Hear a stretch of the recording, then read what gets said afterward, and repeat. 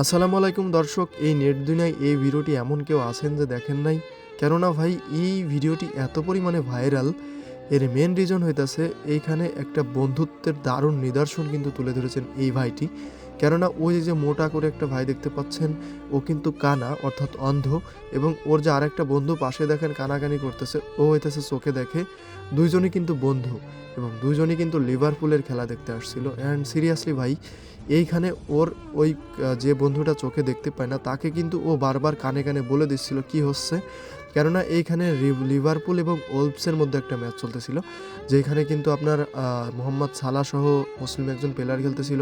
আমি নামটা ভুলে গেছি, এই জন্য বলতে পারতেছি না।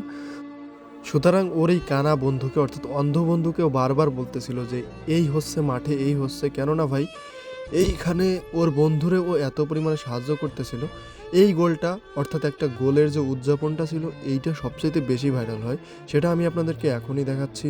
তার আগে দর্শক, আমাদের এই ভিডিওটি যদি আপনার কাছে একটুও ভালো লেগে থাকে, তাহলে অবশ্যই আমাদের চ্যানেলটি সাবস্ক্রাইব করবেন এবং এই ভিডিওতে অবশ্যই লাইক দিয়ে দিবেন এই অন্ধ বন্ধুটার জন্য। আপনারা ঠিক এভাবেই আপনার বন্ধুকে নিদর্শন দিতে পারেন। এই যে সেই মুহূর্তটা, যে মুহূর্তে কিন্তু ওই গোলটা হয়, আর এই ভিডিওটা নেট দুনিয়ায় প্রচুর পরিমাণে ভাইরাল হয়ে যায়। দেখেন, লিভারপুল ফুটবল ক্লাব ভার্সেস ওলভসের মধ্যে একটা ম্যাচ চলতেছিল।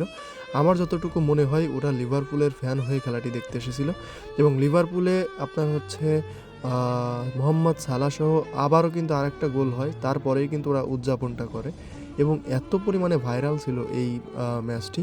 সো দেখেন, এখানে কিন্তু